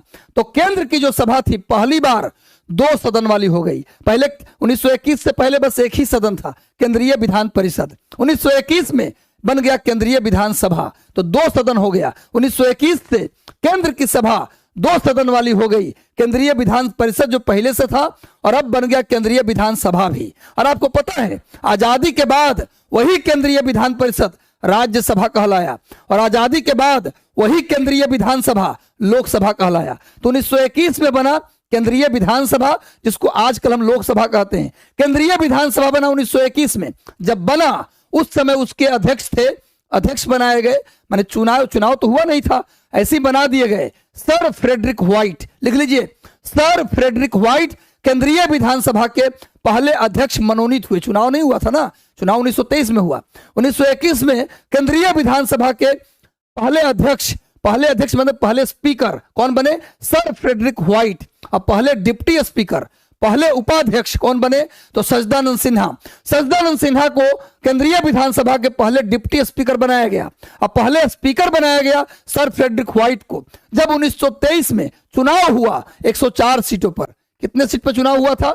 104 सीट पर चुनाव हुआ। तो कांग्रेस स्वराज पार्टी को कितनी सीटें मिली? 42 सीट। ये भी लिख लीजिए, केंद्रीय विधानसभा का जो चुनाव हुआ 1923 में कितनी सीटों पर हुआ? 104 सीट पर हुआ। और कितनी सीटें मिली केंद्रीय विधानसभा में स्वराज पार्टी को? तो 42 सीट मिला। तो आंसर ए हो जाएगा 42 सीट। इतना ज्यादा सीट मिला कि केंद्रीय विधानसभा के जो पहला चुना हुआ अध्यक्ष बना वो इसी पार्टी से बना। भैया कांग्रेस पार्टी मत, कहीं गलती से टाइप हो गया, स्वराज पार्टी, कांग्रेस स्वराज पार्टी होगा यहां पर। कांग्रेस स्वराज पार्टी को बहुमत मिला और इसी पार्टी से उसके केंद्रीय विधानसभा के पहले स्पीकर चुने गए, जिनका नाम था विठल भाई पटेल। केंद्रीय विधानसभा के पहले चुने हुए अध्यक्ष पूछे तो विठल भाई पटेल, अब मनोनीत पूछे तो सर फ्रेडरिक व्हाइट, अब मनोनीत उपाध्यक्ष पूछे तो सच्चिदानंद सिन्हा। इतनी बेहतरीन जीके आज चल रहा है। गुरु जो आज मिस किया, आज का सेशन जो खत्म किया वो गया काम से। आज का सेशन सच में बेहतरीन और नया है, पूरी डिस्कशन के साथ है, समझदारी के साथ है। कहां पढ़ना पड़ेगा? लूसेंट में इतनी बात मिल जाएगा? नहीं मिलेगा। कोई गाइड में मिल जाएगा? नहीं मिलेगा। एनसीईआरटी या फिर पूरा पढ़ो तुम लक्ष्मीकांत, तब मिलेगा गुरु। सेशन को लाइक कर दो गुरु, जितने लोग जुड़े हो। 1439 अच्छा लग रहा है। 1439 लोग जुड़े हो, लेकिन लाइक कितना किया हो? 1223। नहीं चलेगा गुरु, अच्छा नहीं पढ़ा रहा तो बात क्लियर है। अब पढ़ा रहे हो अच्छा तो लाइक कर दो गुरु, लाइक कर दो जल्दी से। 11 राज्यों में आम चुनाव कब कराए गए? 11 राज्य में जो आम चुनाव हुआ था, राज्यों में तो केंद्र का ना चुनाव हो गया 1923 में जी। और 1923 में 104 सीट पर केंद्र का ना चुनाव हो गया। राज्य में कब चुनाव हुआ ये बताओ भैया। और कितने राज्य में कांग्रेस को बहुमत मिला? कितने राज्य में कांग्रेस को बहुमत मिला ये बताओ। तो कांग्रेस को 11 राज्य में, 5 राज्य में कांग्रेस को बहुमत मिला, 6 में नहीं 5 में। इंटरनेट पे डालोगे तो कंफ्यूज करेगा। 5 राज्य में बहुमत मिला। कहां कहां बताओ? कहां कहां? बिहार में बहुमत मिला, मद्रास में बहुमत मिला, उड़ीसा में बहुमत मिला, उत्तर प्रदेश और मध्य प्रदेश में मिला। यूपी को उस समय संयुक्त प्रांत बोलते थे, पता है आपको? उत्तर प्रदेश को उस समय संयुक्त प्रांत बोलते थे और मध्य प्रदेश को मध्य प्रांत बोलते थे। आप छोड़िए मध्य प्रांत, संयुक्त प्रांत, यूपी एमपी बोल दीजिए। यूपी में, एमपी में, बिहार में, मद्रास में, उड़ीसा में, यही 5 राज्य थे जिनमें कांग्रेस को बहुमत मिला। 11 राज्य में से बहुमत मिला, यानी बहुमत से सरकार बनी। लेकिन बाकी 3 गो राज्य और था जिसमें कांग्रेस ने जोड़ तोड़ करके सरकार बना ली। यानी कुल मिला के 11 राज्यों में 5 + 3 को में जोड़ तोड़ की सरकार, तो 5 + 3 8, यानी 11 राज्य में से 8 राज्य में कांग्रेस की सरकार बनी, जिसमें 5 में पूर्ण बहुमत से और बाकी 3 में गठबंधन की सरकार बनी। कुल मिला के 8 राज्य में कांग्रेस की सरकार बनी। और बता दें जब सेकेंड वर्ल्ड वॉर में भारतीयों को ब्रिटिश सरकार ने बिना परमिशन के झोंक दिया। भारत को भारतीयों से बिना परमिशन लिए, कांग्रेस से बिना बात किए जब भारतीयों को शामिल कर लिया सेकेंड वर्ल्ड वॉर में अंग्रेजों ने, तो गुस्सा में आकर कांग्रेस की जो सरकार थी 8 राज्यों में, उसने क्या कर दिया? रिजाइन कर दिया 22 दिसंबर 1939 को। 22 दिसंबर 1939 को, अगला प्रश्न उसी पे आधारित है। 22 दिसंबर 1939 को कांग्रेस की जो मंत्रिमंडल थी, 28 महीने बाद क्वेश्चन आता है, जब 1937 में आम चुनाव हुआ तो कांग्रेस पार्टी की जब 8 राज्यों में सरकार बनी तो कांग्रेस पार्टी कितने महीने शासन किया? तो कांग्रेस के शासन के 28 महीने। कांग्रेस के शासन के 28 माह, बिपिन चंद्रा का जब आधुनिक भारत का इतिहास पढ़ोगे तो एक चैप्टर है कांग्रेस के शासन के 28 माह। तो भैया 28 महीने तक कांग्रेस पार्टी ने शासन किया और 22 दिसंबर 1939 को 1939 को 28 महीने बाद रिजाइन किया। पूछे रिजाइन क्यों किया, तो आंसर यही देना है क्योंकि भारतीयों से बिना पूछे ब्रिटिश सरकार ने भारतीयों को सेकंड वर्ल्ड वॉर में शामिल कर लिया। इसी गुस्से में 22 दिसंबर 1939 को कांग्रेस पार्टी ने, पूरी 8 राज्य के कांग्रेस पार्टी ने रिजाइन कर दिया। इससे सबसे ज्यादा खुश हुआ मुस्लिम लीग, क्योंकि मुस्लिम लीग को बहुमत मिला नहीं था, मुस्लिम लीग को कहीं सीट नहीं मिला, तो मुस्लिम लीग खुश दुखी थी। जैसे ही कांग्रेस पार्टी ने रिजाइन किया, मुस्लिम लीग ने उसी दिन को क्या मनाया, मुक्ति दिवस। अरे भैया किससे मुक्ति, अंग्रेज से मुक्ति नहीं, कांग्रेस पार्टी से मुक्ति। तो जिस दिन कांग्रेस पार्टी ने रिजाइन किया 22 दिसंबर 1939 को, उसी दिन को मुस्लिम लीग ने क्या मनाया, मुक्ति दिवस। याद रखिएगा आप लोग। तो गुरु 1937 में 11 राज्यों में चुनाव हुआ, कांग्रेस को बहुमत मिला 5 राज्य में, 3 राज्य में गठबंधन की सरकार बनी। हमारे बच्चों का सवाल छूटेगा, हमारे स्टूडेंट का सवाल छूटेगा जी, दूसरे का सवाल छूटेगा। हमारा स्टूडेंट माइंड में सीधे सीधे भंटा में छेद करके डाल रहा हूं, पकेगा भंटा, माइंड जो है उसके अंदर घुसेगा, पूरी तरह से जीके जीएस का खजाना डाल रहा हूं। चलो गुरु, मुस्लिम लीग ने मुक्ति दिवस कब मनाया, इसका उत्तर तुम लोग दो, इसका उत्तर तुम लोग दो गुरु। मुस्लिम लीग ने 2 दिवस मनाया, मुक्ति दिवस, एक था प्रत्यक्ष कार्रवाई दिवस। दोनों का उत्तर दीजिए, देखता हूं किसका सही है। एक बार देखिए तो कौन सही उत्तर देता है। मुक्ति दिवस, अब तुम बताओ। चलिए मुक्ति दिवस तो सही बता रहा है, सही है, 22 दिसंबर 1939 अभी बताया हूं। लेकिन तुम लोग बताओ एक दूसरा उत्तर, दूसरा देखिए कौन सही उत्तर देता है। तो जरा से देखिए पहला उत्तर किसका आता है, प्रत्यक्ष कार्रवाई दिवस कब मनाया। मुस्लिम लीग ने प्रत्यक्ष कार्रवाई दिवस, जब उसको लगा ना कि भारत पाकिस्तान का बंटवारा नहीं होगा, देखिए पहला उत्तर किसका आता है, प्रत्यक्ष कार्रवाई दिवस मनाया मुस्लिम लीग ने। और पूरे दंगा भड़क गया, रावलपिंडी, कलकत्ता, नोआखली, अमृतसर, सब जगह दंगे भड़क गए, हिंदू मुसलमान खून के प्यासे हो गए, 3 दिन में 8000 लोग मारे गए। गुरु प्रत्यक्ष कार्रवाई दिवस जिन्ना ने कब मनाया, पहला उत्तर देखिएगा, इधर नहीं है। हाँ रुकिए, 46 वाला जो है वो पहला उत्तर में आएगा। 46 देखिए कहीं लिखा है, 40 नहीं, 40 गलत उत्तर है, गलत उत्तर है, 46 वाला सही उत्तर है।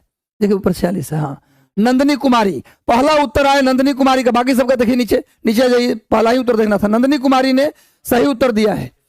अंशु है, अंशुमन है, अंशुमन कुमारी है। चलिए बढ़िया है, 2 लोगों ने अभी सही, बाकी सभी ने दिया। नीचे दिखा दीजिए कमेंट, उतना ज्यादा। चलिए नीचे आ जाइए, ठीक है, आगे बढ़ते हैं। नेक्स्ट आ जाओ गुरु। पाकिस्तान शब्द का पहली बार प्रयोग करने वाले चौधरी रहमत अली किस विश्वविद्यालय के छात्र थे, इसका उत्तर दीजिए। चौधरी रहमत अली किस विश्वविद्यालय के छात्र थे और उन्होंने कब दिया था पाकिस्तान शब्द। पाकिस्तान मुसलमानों के लिए अलग जमीन होगी, उस जमीन के लिए पाकिस्तान शब्द का प्रयोग चौधरी रहमत अली ने कब किया था, ये भी उत्तर साथ में दीजिएगा। और किस विश्वविद्यालय के छात्र थे, ABCD में आंसर दीजिए और साथ में लिखिए कि पाकिस्तान शब्द का प्रयोग चौधरी रहमत अली ने कब किया था। जल्दी उत्तर, सबका उत्तर आना चाहिए। देखो तो सबका कमेंट आ रहा है ना, हम आपको देखना भी चाहते हैं कि आपका कितना आंसर सही हो रहा है। सभी लोग उत्तर दीजिए भैया। चल नंदनी की तरह आप लोग भी सभी लोग फर्स्ट रैंक लाइए, जितने लोग हैं फर्स्ट रैंक आपका आना चाहिए। चलिए भैया सही बोल रहे हैं, कैम्ब्रिज विश्वविद्यालय के छात्र थे, लेकिन कब, इसका उत्तर दीजिए। जल्दी देखिए तो कौन देता है सही उत्तर, कब दिया पाकिस्तान शब्द, कब दिया, जल्दी बताओ। 1933। देखिए तो पहला कौन उत्तर आया है, 1933। आशू राजपूत जी का पहला उत्तर आया है भैया। 1933 में इन्होंने क्या किया, पाकिस्तान शब्द का प्रयोग किया। चलिए आशु जी बहुत बहुत बधाई आपको। और लोग देखते हैं किसने सही उत्तर दिया। योग दर्शन का प्रतिपादक कौन थे भैया, योग दर्शन के प्रतिपादक कौन थे, जल्दी उत्तर, फटाफट उत्तर दो। योग दर्शन के प्रतिपादक कौन थे गुरु। एक बार सेशन को लाइक कर दो जितने लोग जुड़े हो भैया। लंबा सेशन चलने वाला है आज एक लंबा सेशन होगा, इसलिए प्लीज जुड़े रहो, कमेंट करते रहो गुरु। हारना मना है, थकना मना है। तुम केवल अपने साथी हो, तुम्हारा साथ देने वाला तुम्हारा काबिलियत है, तुम्हारा ज्ञान है। कभी भी किसी का आशा मत करिए, अपने आप को कमरे में बंद कीजिए और किसी से अपने आप को कम मत समझिए। बोले तुम पढ़ सकता है, तुम्हारे पास दिमाग है तो हमारे पास भी दिमाग है। तुम अगर लूसेंट जैसी पतली सी किताब को तुम पढ़ सकते हो 1 सप्ताह में, तो मैं 3 दिन में पढ़ के दिखाऊंगा कंप्लीट किताब को। योग दर्शन, आपको पता है वैदिक काल में 6 दर्शन थे जिसको हम षड दर्शन कहते हैं। वैदिक काल में 6 दर्शन थे जिसको हम षड दर्शन कहते हैं भैया योग दर्शन पतंजलि ने दिया, लेकिन कनाद ने दिया वैशेषिक दर्शन। कनाद ने दिया वैशेषिक दर्शन, नोट कर लीजिए, ये सब षट दर्शन में आता है। महर्षि कपिल ने दिया सांख्य दर्शन। सांख्य दर्शन किसने दिया? महर्षि कपिल ने दिया। महर्षि गौतम ने दिया न्याय दर्शन। न्याय दर्शन किसने दिया? गौतम ने दिया। इसके अलावा आइए, जैमिनी ने दिया पूर्व मीमांसा। पूर्व मीमांसा किसने दिया? पूर्व मीमांसा किसने दिया गुरु? जैमिनी। और उत्तर मीमांसा ये दिया बदरायन। बदरायन ने दिया उत्तर मीमांसा। बदरायन ने दिया। गुरु यही 6 दर्शन है, गुरु यही 6 दर्शन है। पूछा जाए वैदिक काल के 6 दर्शन में कौन कौन दर्शन हैं, तो गुरु कौन कौन? वैशेषिक दर्शन, सांख्य दर्शन, योग दर्शन, न्याय दर्शन, पूर्व मीमांसा, उत्तर मीमांसा। रट लीजिए, योग दर्शन पतंजलि, सांख्य दर्शन महर्षि कपिल, वैशेषिक दर्शन कनाद, न्याय दर्शन गौतम, पूर्व मीमांसा जैमिनी, उत्तर मीमांसा बदरायन। एकदम याद कर लीजिए, इसी 6 को वैदिक काल के 6 दर्शन कहा जाता है। बस इसको लाइक कर दो गुरु, जितने लोग जुड़े हो। भैया 6 दर्शन याद हो गया। योग दर्शन पतंजलि, न्याय दर्शन गौतम, सांख्य दर्शन कपिल, वैशेषिक दर्शन कनाद, उत्तर मीमांसा बदरायन, पूर्व मीमांसा जैमिनी। याद हो गया? चलिए, इसी को 6 दर्शन कहते हैं। महात्मा बुद्ध का जन्म कहाँ हुआ था?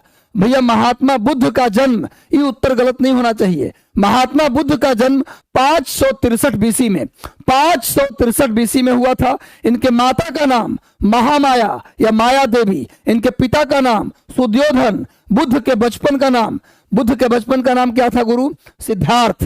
बुद्ध के बचपन का नाम सिद्धार्थ। बुद्ध के माता महामाया या माया देवी, बुद्ध के पिता सुद्योधन। याद रखिएगा, महात्मा बुद्ध को ज्ञान मिला भैया कहाँ? तो ज्ञान मिला बोध गया में। बिहार के बोध गया में निरंजना नदी, जिसको आजकल फल्गु नदी कहते हैं, फल्गु नदी के किनारे पीपल वृक्ष के नीचे बुद्ध को ज्ञान मिला। बुद्ध ने 29 वर्ष की अवस्था में घर छोड़ा। 35 वर्ष की अवस्था में ज्ञान मिला। 29 वर्ष की अवस्था में घर छोड़े, 6 साल तक घूमते रहे, भटकते रहे, तो 35 साल की अवस्था में इनको ज्ञान मिला। बुद्ध के ज्ञान प्राप्ति की घटना को संबोधि यानी एनलाइटमेंट कहते हैं। अब बुद्ध ने जो घर छोड़ा उस घटना को महाभिनिष्क्रमण कहते हैं। बुद्ध ने अपना पहला उपदेश बनारस के बगल में सारनाथ में दिया, अपना पहला उपदेश। इसी को धर्म चक्र प्रवर्तन कहा जाता है। बुद्ध ने अपने सारे उपदेश पाली भाषा में दिए थे। पाली भाषा में बुद्ध ने सबसे अधिक उपदेश श्रावस्ती में दिए। बुद्ध ने सबसे अधिक उपदेश श्रावस्ती में दिया, और श्रावस्ती का आकार था चंद्राकार। भैया श्रावस्ती में दिए। ये साकेत की राजधानी भी थी। और मैं बता दूं कि बुद्ध बौद्ध धर्म को ग्रहण करने वाली पहली महिला इनकी खुद की मौसी प्रजापति गौतमी थी। भैया पहली महिला बौद्ध धर्म को ग्रहण करने वाली पहली महिला प्रजापति गौतमी थी। बौद्ध धर्म के जो बौद्ध संघ होता है, बौद्ध भिक्षु संघ की अध्यक्ष बनने वाली पहली महिला पर आम्रपाली थी। बौद्ध भिक्षु संघ की अध्यक्ष बनने वाली यानी भिक्षुणी संघ की अध्यक्ष बनने वाली पहली महिला कौन थी? वैशाली की नगर बधू आम्रपाली को क्या बनाया था बुद्ध ने? भैया भिक्षुणी संघ के अध्यक्ष बनाया था। महात्मा बुद्ध के पत्नी का नाम था यशोधरा और महात्मा बुद्ध के पुत्र का नाम था राहुल। और बुद्ध को जन्म हुआ नेपाल के लुम्बिनी में। नेपाल के लुम्बिनी में जन्म हुआ बुद्ध का। इस बात की जानकारी रूमिनदेई अभिलेख से मिलता है। भाई बुद्ध का जन्म लुम्बिनी में हुआ, ये कैसे पता चलता है? तो लिख लो, नेपाल में एक अभिलेख है रूमिनदेई। नेपाल के रूमिनदेई अभिलेख से पता चलता है कि बुद्ध का जन्म नेपाल के लुम्बिनी में ही हुआ था। समझ में आ रहा है? बुद्ध की मृत्यु 483 बीसी में हुआ, जिसे महापरिनिर्वाण कहा जाता है। बुद्ध की मृत्यु 483 बीसी में कहाँ हुआ? मल्ल गणराज्य की राजधानी कुशीनगर में हुआ। बुद्ध के मृत्यु की घटना को महापरिनिर्वाण कहते हैं। आगे आइए, शकों को पराजित करने वाला गुप्त राजा कौन था? बस इसको लाइक कर दो गुरु, जितने लोग जुड़े हो। 1725 लोग जुड़े हो, 1725 लाइक चाहिए हमको। सेशन को लाइक कर दो गुरु, जितने लोग जुड़े हो। 1454 बताइए क्या चल रहा है। सेशन को लाइक कर दो, अच्छा लग रहा है गुरु। तो शकों को पराजित करने वाला राजा कौन था? गुप्त वंश का राजा चंद्रगुप्त द्वितीय। जिसको हम विक्रमादित्य के नाम से भी जानते हैं, विक्रमादित्य के नाम से भी जानते हैं। ये वही राजा था जिसको शकों को जिसने हराया, इसीलिए इसको शाकाहारी भी कहा जाता है। शाकाहारी के नाम से, शाकाहारी के नाम से किसको जाना जाता है? शाकाहारी के नाम से चंद्रगुप्त द्वितीय को जानते हैं। चंद्रगुप्त द्वितीय ने शकों को हराया, एकमात्र राजा जिसने शक लोगों को हराया। हराने के नाम पर इन्हें शाकाहारी उपाधि ली, विक्रमादित्य की उपाधि ली। इसके दरबार में 9 रत्न रहते थे। जैसे अकबर के दरबार में 9 रत्न थे, वैसे ही चंद्रगुप्त द्वितीय विक्रमादित्य के दरबार में भी 9 रत्न थे। याद कर लो, नालंदा विश्वविद्यालय की स्थापना कुमार गुप्त ने किया था। चंद्रगुप्त समुद्रगुप्त को क्या बोलते हैं? भारत का नेपोलियन। समुद्रगुप्त को भारत का नेपोलियन कहा जाता है। एकमात्र गुप्त राजा जिसने हुनों को पराजित किया, ये भी क्वेश्चन आता है। एकमात्र गुप्त राजा जिसने हुनों को पराजित किया, उसका नाम है स्कंदगुप्त। हुन को पराजित करने वाला गुप्त राजा, रट लो, कई बार आया, बीपीएससी 53वीं से 55वीं में क्वेश्चन आया था। हुनों को पराजित करने वाला, हुन वंश के लोगों को पराजित करने वाला पहला राजा था स्कंदगुप्त। नालंदा विश्वविद्यालय बनाया कुमार गुप्त। शक को किसने पराजित किया? तो भैया चंद्रगुप्त द्वितीय, इसी को विक्रमादित्य भी कहते हैं। और समुद्रगुप्त को भारत का नेपोलियन कहते हैं, ये भी नोट कर लीजिए। समुद्रगुप्त ने उत्तर भारत के कितने राज्यों को पराजित किया? उत्तर भारत में 9 राज्य को हराया, दक्षिण भारत में 12 राज्य को हराया और मध्य भारत में 6 राज्यों को हराया। इतना विजय हासिल किया कि इसे भारत का नेपोलियन कहा जाता है। आगे आइए, कौन सा गुप्त शासक बीड़ा बजाता था? भैया उसके सिक्कों पर बीड़ा का चित्र मिला है, नाव का चित्र मिला है। भैया वो था समुद्रगुप्त। समुद्रगुप्त बीड़ा बजाता था। समुद्रगुप्त के सिक्कों से बीड़ा का चित्र मिला है। समुद्रगुप्त को परांतक भी कहते हैं, परांतक, और भारत का नेपोलियन भी कहते हैं। और याद रखो, समुद्रगुप्त का एक मंत्री था जिसका नाम था हरिसेन। बहुत इंपॉर्टेंट, वेरी वेरी इंपॉर्टेंट चीज बता रहा हूं गुरु, नोट कर लो गुरु, सेशन को लाइक कर दो। समुद्रगुप्त का एक मंत्री था हरिसेन, जिसने प्रयाग में, इलाहाबाद में एक लेख लिखवाया था। उस लेख में समुद्रगुप्त के विजय अभियानों की चर्चा की गई थी, समुद्रगुप्त की तारीफ की गई थी। समुद्रगुप्त के तारीफ में एक अभिलेख लिखवाया था। किसने? समुद्रगुप्त के मंत्री हरिसेन ने, जिसका नाम था प्रयाग प्रशस्ति अभिलेख। प्रयाग प्रशस्ति अभिलेख इसका नाम है, जिस पर बाद में जहांगीर ने भी कुछ लिखवाया था। उसी अभिलेख पर जहांगीरों कुछ लिखवा दिया था। तो भैया समुद्रगुप्त के प्रयाग प्रशस्ति अभिलेख किसने लिखवाया? हरिसेन, समुद्रगुप्त का मंत्री, जिसमें समुद्रगुप्त की चर्चा की गई थी। सेशन को लाइक कर दो गुरु, जितने लोग जुड़े हो। हारना मना है, थकना मना है। संविधान सभा में संघ संविधान समिति के अध्यक्ष कौन थे? थोड़ा पॉलिटी का भी सवाल आ गया। सेशन को लाइक कर दो, इसका उत्तर तो देगा, हमारे नजर में हीरो होगा। चलो गुरु, इसका उत्तर देखते कौन देता है। संघ संविधान समिति, संघ संविधान समिति के अध्यक्ष कौन थे?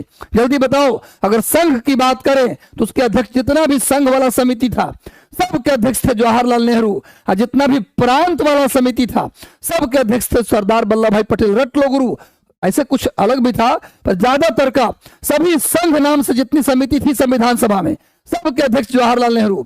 और जितना प्रांत वाला समिति था सबके अध्यक्ष कौन?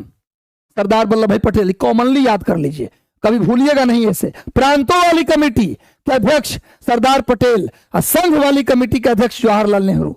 चलिए याद करते जाना है। आगे आ जाओ। संविधान सभा में प्रारंभ में कितने सदस्य थे? जब संविधान सभा बना 1946 में, संविधान सभा शब्द का प्रयोग, संविधान सभा शब्द का पहली बार प्रयोग कौन किया था? एम.एन. रॉय ने किया था 1934 में। लिखिए, पहली बार संविधान सभा शब्द का प्रयोग किसने किया? 1934 में किया गया, एम.एन. रॉय के द्वारा, एम.एन. रॉय। लेकिन भारत में जो संविधान सभा बना वो कैबिनेट मिशन के सलाह पर बना। ये भी क्वेश्चन कई बार आया है कि भारत का संविधान सभा किसके सलाह पर बना? तो कैबिनेट मिशन के सलाह पर बना, और कैबिनेट मिशन की सिफारिश पर भारत में अंतरिम सरकार बनी, संविधान सभा बना। जब शुरुआत में संविधान सभा बनी तो उसमें कांग्रेस भी थे और मुस्लिम लीग भी थे। कांग्रेस और मुस्लिम लीग दोनों थे, और उसमें मेंबर था 389। लेकिन जब आजादी मिली, पाकिस्तान अलग चला गया, तब मेंबर कितने हो गए? 299। पाकिस्तान के जाने के बाद, मुस्लिम लीग के जाने के बाद, आजादी के बाद संविधान सभा में कितने मेंबर रह गए? 299। लेकिन जब बना था तो 389। संविधान सभा के संवैधानिक सलाहकार बी.एन. राव थे। संविधान सभा के संवैधानिक सलाहकार बी.एन. राव थे। संविधान सभा के अस्थायी अध्यक्ष सच्चिदानंद सिन्हा थे। संविधान सभा के स्थायी अध्यक्ष राजेंद्र प्रसाद थे। संविधान सभा के में प्रारूप समिति का अध्यक्ष भीमराव अंबेडकर थे। प्रारूप समिति में कुल 7 सदस्य थे। भीमराव अंबेडकर को मिलाकर प्रारूप समिति में कुल कितने सदस्य थे? 7। ड्राफ्टिंग कमेटी, प्रारूप समिति के अध्यक्ष कौन थे? भीमराव अंबेडकर। प्रारूप समिति बना कब था? तो 29 अगस्त 1947 को। 29 अगस्त 1947 को। संविधान सभा की पहली बैठक कब हुआ? 9 दिसंबर 1946 को। दूसरी बैठक 11 दिसंबर 1946 को। और तीसरी बैठक 13 दिसंबर 1946 को। 13 दिसंबर 1946 को ही पंडित जवाहरलाल नेहरू के द्वारा संविधान सभा का उद्देश्य प्रस्ताव यानी ऑब्जेक्टिव रेजोल्यूशन पेश किया गया था। संविधान सभा का ऑब्जेक्टिव रेजोल्यूशन यानी उद्देश्य प्रस्ताव संविधान सभा में पेश किया गया 13 दिसंबर 1946 को। किसने पेश किया उद्देश्य प्रस्ताव? तो जवाहरलाल नेहरू। उस उद्देश्य प्रस्ताव को कब स्वीकार किया संविधान सभा ने? तो 22 जनवरी 1947 को। 22 जनवरी 1947 को उद्देश्य प्रस्ताव स्वीकार किया गया। प्रस्तुत कब किया गया था? 13 दिसंबर 1946 को। किसने किया था? पंडित जवाहरलाल नेहरू। उद्देश्य प्रस्ताव को अंग्रेजी में बोलते हैं ऑब्जेक्टिव रेजोल्यूशन। संविधान सभा के संवैधानिक सलाहकार कौन थे? तो सर बी एन राव थे। याद करें, संविधान को बनने में कुल 2 वर्ष से 11 महीने 18 दिन लगे। संविधान सभा में झंडा समिति के में तदर्थ समिति के अध्यक्ष कौन थे? राजेंद्र प्रसाद। आगे आइए, संविधान रह गया। संविधान सभा में झंडा से संबंधित तदर्थ समिति एडहॉक कमेटी के अध्यक्ष कौन थे? तो राजेंद्र प्रसाद। और यही संविधान सभा के स्थायी अध्यक्ष भी थे। चलिए अगला प्रश्न बताइए। अगला प्रश्न का उत्तर जो देगा उसे मिलेगा मेरे तरफ से चॉकलेट। आने वाला है गणतंत्र दिवस। एक बार सेशन को लाइक कर दो गुरु। जितने लोग जुड़े हैं सेशन को एक बार लाइक कर दो। हारना मना है, थकना मना है, कहीं जाना मना है, क्योंकि इससे बेहतर जानकारी आपको किसी चैनल पर कहीं नहीं मिलने वाला। जितनी बात बता देता हूं एक बार में, उतना बात बताने में दम कबड़ जाएगा गुरु लोगों को। सेशन को लाइक कर दो जितने लोग जुड़े हो। कमेंट कर दो जल्दी से, कैसा लग रहा है सेशन। झंडा दिवस कब मनाते हैं? सबका कमेंट देखिए तो कब दे रहा है आंसर। झंडा दिवस कब मनाते हैं? जल्दी बताइए। कमेंट दिखाइए, कमेंट दिखाइए, कमेंट टॉप कमेंट दिखाइए और ऊपर जाइए। चलिए ठीक है, जाने दीजिए। ठीक है, बहुत लोग कमेंट करते पता नहीं चलेगा। 22 जुलाई को मनाते हैं झंडा दिवस। चलिए 22 जुलाई को मनाते हैं झंडा दिवस। आगे आइए, संघीय शासन की अवधारणा कहां से ली गई? संघीय शासन की अवधारणा कहां? एक बार सेशन को लाइक कर दो जितने लोग जुड़े हो। संघीय शासन की अवधारणा कहां से ली गई? जल्दी से सेशन से जुड़ जाइए। सेशन को एक बार लाइक कर दो गुरु।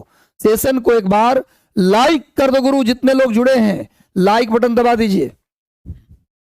चलो गुरु, कहां से लिया गया? कनाडा से। संघीय शासन कनाडा से। दक्षिण अफ्रीका से लिया गया संविधान संशोधन की प्रक्रिया। अमेरिका से लिया गया मौलिक अधिकार। अमेरिका से क्या क्या लिया गया? मौलिक अधिकार, सुप्रीम कोर्ट, हाई कोर्ट, न्यायिक सक्रियता, न्यायिक पुनरावलोकन, राष्ट्रपति का पद, उपराष्ट्रपति का पद, राष्ट्रपति के ऊपर महाभियोग, ये सब लिया गया अमेरिका से। क्या क्या लिया गया? मौलिक अधिकार, मौलिक अधिकार, उसके बाद राष्ट्रपति, उपराष्ट्रपति, राष्ट्रपति पर महाभियोग, ये भी अमेरिका से ही लिया गया। न्यायिक सक्रियता, न्यायिक पुनरावलोकन, सुप्रीम कोर्ट, हाई कोर्ट, सब अमेरिका से लिया गया। और ऑस्ट्रेलिया से लिया गया समवर्ती सूची, समवर्ती सूची, कॉन्करेंट लिस्ट। जर्मनी से लिया गया आपातकालीन उपबंध, जर्मनी से लिया गया आपातकालीन उपबंध।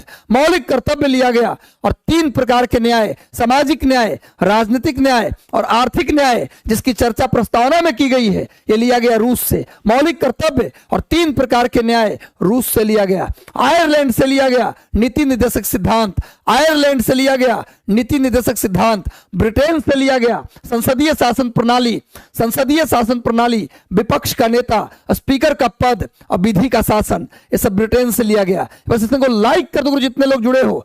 चलो भैया नेक्स्ट आते हैं। सवाल कहां से आएगा? कौन सा उपन्यास प्रेमचंद का नहीं है? निम्नलिखित में से कौन सा उपन्यास है जो प्रेमचंद का नहीं? जल्दी बताओ। कैसा लग रहा है सेशन? एक बार कमेंट करके जल्दी बताओ। आप लोग यस और नो में उत्तर दे दो। कैसा लग रहा है आपको सेशन आज का? जल्दी से बताओ गुरु। नेक्स्ट क्लास के लिए आपने सब्सक्राइब कर लिया? अच्छा चलिए गुरु, एक बार सेशन को लाइक कर दीजिए। जितने लोग जुड़े हैं सेशन को आप लोग लाइक कर दीजिए। चलिए कौन सा नहीं भैया, इसका उत्तर जो देगा वो मेरे नजर में हीरो बन जाएगा, क्योंकि सब प्रेमचंद का ही है। गलती उत्तर दोगे तो गलती हो जाएगा भैया। सब लोग गलत उत्तर, जो उत्तर दे ये सब प्रेमचंद का है। पर इसमें से एक है प्रेमचंद की कहानी। बाकी 3 गो उपन्यास है, ये सब प्रेमचंद का है। एक प्रेमचंद आगे चलिए। चलो गुरु, कहीं नहीं गए, तुम्हारे लिए मैं तुरंत करवाता हूं उपाय, कहीं जाने की जरूरत नहीं, तुरंत उपाय कर देता हूं गुरु।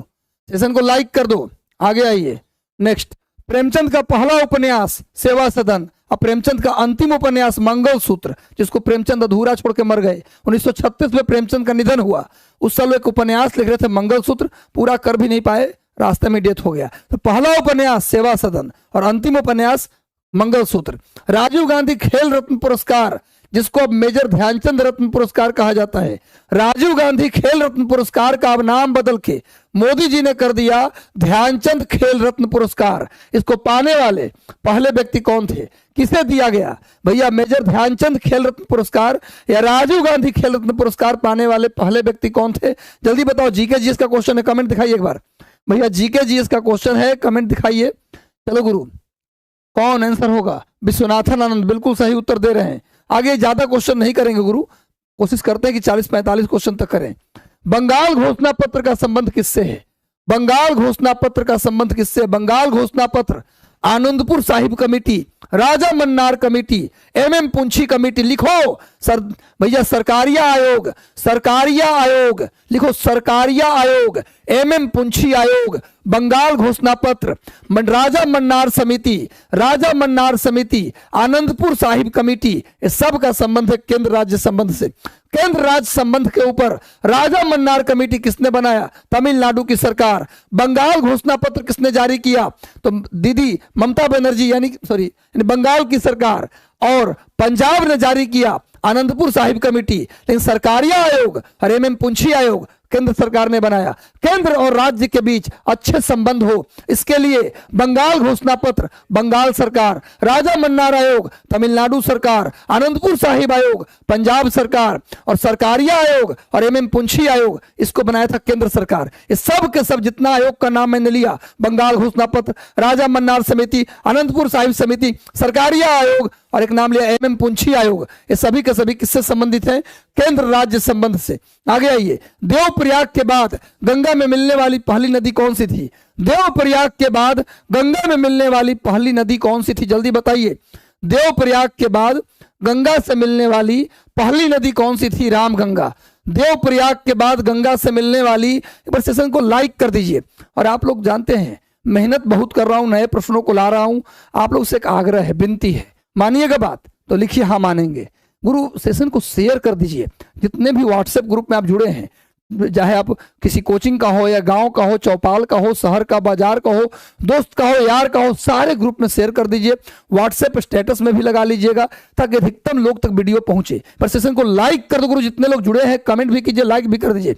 गंगा में बाएं किनारे से मिलने वाली पहली नदी रामगंगा और गंगा में दाहिने किनारे से मिलने वाली पहली नदी यमुना। लिखो, गंगा में बाएं किनारे से मिलने वाली पहली नदी रामगंगा और दाहिने से मिलने वाली पहली नदी यमुना है। गंगा नदी भारत में कितने राज्यों से गुजरती है? 5 राज्यों से गुजरती है। उत्तराखंड, उत्तर प्रदेश, बिहार, झारखंड और पश्चिम बंगाल।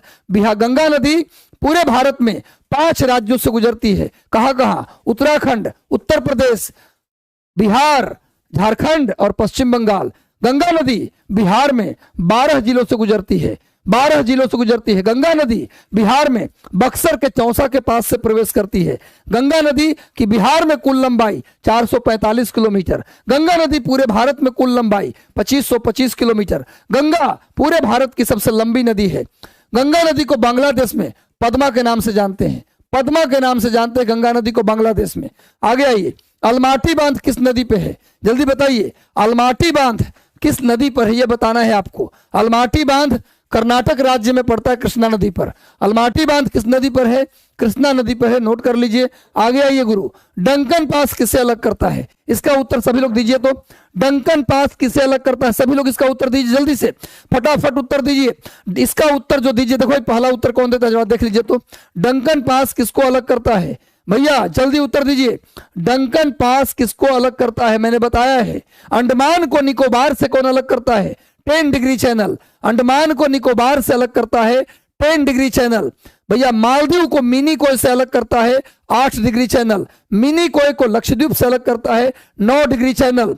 38 डिग्री चैनल अलग करता है उत्तर कोरिया को दक्षिण कोरिया से। 17 डिग्री चैनल अलग करता है उत्तर वियतनाम को दक्षिण वियतनाम से। 49 डिग्री चैनल अलग करता है कनाडा को 49 डिग्री लाइन जो है कनाडा को यूएसए से। रायो ग्रैंडी नदी यूएसए को मैक्सिको से अलग करता है। नोट कर लीजिए, मैकमोहन लाइन भारत और चीन के बीच में है।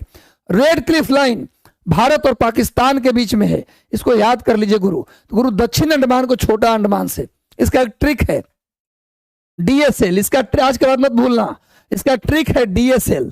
डी मतलब डंकन पास, एस का मतलब साउथ अंडमान, एल का मतलब लिटिल अंडमान। साउथ अंडमान और लिटिल अंडमान, साउथ अंडमान को लिटिल अंडमान से कौन अलग करता है? Duncan pass. साउथ अंडमान को लिटिल अंडमान से कौन अलग करता है?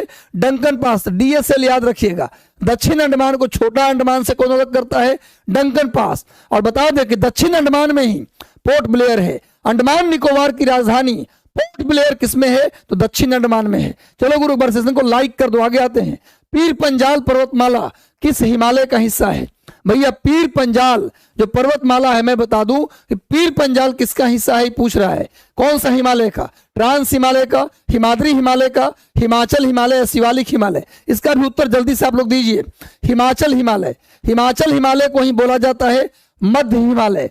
हिमाचल हिमालय को ही बोला जाता है लघु हिमालय। भैया ये सब एक ही हिमालय का नाम है, ये सब एक ही हिमालय का नाम है गुरु। भैया मध्य हिमालय बोलो या लघु हिमालय बोलो या हिमाचल हिमालय बोलो, एक ही बात है। भाई आपको पता है मध्य हिमालय, लघु हिमालय, हिमाचल हिमालय को जम्मू कश्मीर में बोलते हैं पीर पंजाल। नोट कर लीजिए, जम्मू कश्मीर में बोलते हैं पीर पंजाल। उसी को हिमाचल प्रदेश में बोलते हैं धौलाधर। हिमाचल प्रदेश में क्या बोलते हैं? धौलाधर। हिमाचल प्रदेश में बोलते हैं धौलाधर। उत्तराखंड में इसी पर्वत को उत्तराखंड में बोलते हैं नाग टिब्बा। नाग टिब्बा नोट कर लीजिए। इसी पर्वत को नेपाल में बोलते हैं महाभारत। महाभारत श्रेणी नेपाल में बोलते हैं महाभारत श्रेणी। भूटान में बोलते हैं इसी पर्वत को भूटान में बोलते हैं ब्लू माउंटेन श्रेणी। ब्लू माउंटेन श्रेणी, ब्लू माउंटेन नोट कर लो गुरु, भूलना मना है गुरु भाई। देखो हिमाचल हिमालय को ही मध्य हिमालय, इसी को हम लघु हिमालय कहते हैं। जम्मू कश्मीर में मध्य हिमालय को पीर पंजाल, हिमाचल प्रदेश में मध्य हिमालय को धौलाधर, उत्तराखंड में मध्य हिमालय को नाग टिब्बा, नेपाल में मध्य हिमालय ही है, पर्वत एक ही है, अलग अलग जगह पर उसका नाम है, रट लो। मध्य हिमालय को जम्मू कश्मीर में पीर पंजाल, हिमाचल प्रदेश में धौलाधर, उत्तराखंड में नाग टिब्बा, नेपाल में महाभारत श्रेणी और भूटान में ब्लू माउंटेन श्रेणी के नाम से जानते हैं। बस सेशन को लाइक कर दो गुरु, इसका स्क्रीनशॉट ले लीजिए। आगे आइए। उत्तर भारत में कौन सा पर्वत बलित पर्वत का उदाहरण है? उत्तर भारत में बलित पर्वत कौन है जी? हिमालय। हिमालय नवीन बलित पर्वत, मैंने बताया है पहले भी, हिमालय नवीन बलित पर्वत है। लेकिन अरावली, अरावली जो है वो प्राचीन बलित पर्वत है। प्राचीन बलित पर्वत का उदाहरण कौन है गुरु? अरावली। प्राचीन बलित पर्वत, दुनिया के सबसे प्राचीनतम पर्वत प्राचीन बलित पर्वत अरावली है। अरावली अपने शुरुआत में जब अरावली बना था तो एक जमाने में हिमालय से भी ऊंचा हुआ करता था, आज कटते छटते नीचे रह गया है। और आप जान ही रहे, सुप्रीम कोर्ट ने कहा है कि 100 मीटर से नीचे के पहाड़ को हम पहाड़ मानवे नहीं करेंगे। भैया जो सरकार ने कहा, सुप्रीम कोर्ट ने उस पर हामी भर दी कि भैया 100 मीटर से नीचे के पहाड़ को हम पहाड़ नहीं मानते। तो गुरु अरावली विश्व की सबसे प्राचीनतम मोरदार पर्वत है। और नवीनतम मोरदार पर्वत कौन है? हिमालय। सतपुड़ा और विंध्यन ये ब्लॉक माउंटेन के एग्जाम्पल है। किसके एग्जाम्पल है? ब्लॉक पर्वत के उदाहरण है। सतपुड़ा और विंध्यन ये ब्लॉक माउंटेन के एग्जाम्पल है। और हिमालय नया बलित पर्वत है, अरावली पुराना बलित पर्वत है। और सुप्रीम कोर्ट का डिसीजन क्या है? 100 मीटर से नीचे के पहाड़ को गिरा दिया जाए। आगे आओ, कहाँ बैठा दिए जी, खाली बट चला दिए, हो ही रहा है। दून घाटियां गुरु, दून घाटियां किन दो पर्वतमालाओं के बीच हैं? भैया दून घाटी किन दो पर्वतों के बीच है? जल्दी बताइए। मैं बता दूं कि भैया ये है भैया मध्य हिमालय। ये क्या है? मध्य हिमालय। क्या इसी को बोलते हैं हम लोग हिमाचल हिमालय? मध्य हिमालय को ही बताया, हिमाचल हिमालय। और जस्ट इसके नीचे है शिवालिक, जस्ट इसके नीचे है शिवालिक हिमालय। मध्य हिमालय से कई छोटी छोटी नदियां निकलती हैं जो जमा हो जाती, कई छोटी नदियां नाली टाइप की, मध्य हिमालय से कई छोटी छोटी नदियां आती हैं। कहीं पहाड़ में जाइएगा ना तो आपको दिखेगा पतला पतला पानी की धारा नाली जैसा आ रहा है। तो छोटी छोटी नदियां निकलती हैं मध्य हिमालय में उत्तराखंड से, और निकलने के बाद शिवालिक में आके गायब हो जाती हैं। इतनी छोटी नदी है कि बंगाल के खाड़ी में नहीं जाती, शिवालिक में गायब हो जाती है। जब शिवालिक में गायब हो जाती है तो जहां गायब होती है वहां कंकड़ और मिट्टी का जमाव करती है। उत्तराखंड में ही कंकड़ और मिट्टी का जमाव करती है। इसी मिट्टी के जमाव को उत्तराखंड के पश्चिम में, उत्तराखंड के वेस्ट में हम बोलते हैं दून। ऐसी मिट्टी के जमाव को उत्तराखंड के ईस्ट में हम लोग बोलते हैं द्वार। नोट कर लीजिए, छोटी छोटी जो नदियां आ रही है उन नदियों को बोलते हैं चो नदी। क्या बोलते हैं? चो नदी या चाओ नदी, चो नदी या चाओ नदी। लिखिए भैया, उत्तराखंड में जो नदी निकलती है छोटी छोटी, मध्य हिमालय से छोटी छोटी जो नदियां निकलती है उसको चो नदी कहा जाता है। और नदी जब आके कहीं खत्म होगी तो वह कंकड़ मिट्टी का जमाव करेगी, तो उत्तराखंड से ही निकलकर और उत्तराखंड में मध्य हिमालय से निकलकर शिवालिक में गायब हो जाती है। जहां गायब होती वहां पर मिट्टी का जमाव करती है। उसी मिट्टी के जमाव को उत्तराखंड के पश्चिम में दून कहते हैं और पूरब में द्वार कहते हैं। तो भैया कहाँ मिलेगा? शिवालिक और हिमाचल हिमालय के बीच में, शिवालिक हिमालय और हिमाचल हिमालय के बीच में दून मिलता है, द्वार मिलता है, और ये उत्तराखंड में मध्य हिमालय से निकलने वाली नदियों द्वारा बनाया जाता है।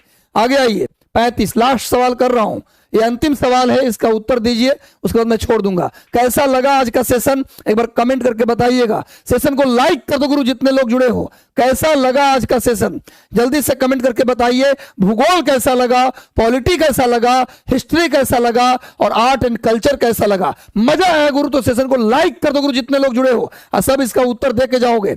रोहतांग दर्रा किस राज्य में है? हिमाचल प्रदेश में। रोहतांग दर्रा हिमाचल प्रदेश में है, और यहीं पर रोहतांग सुरंग भी है।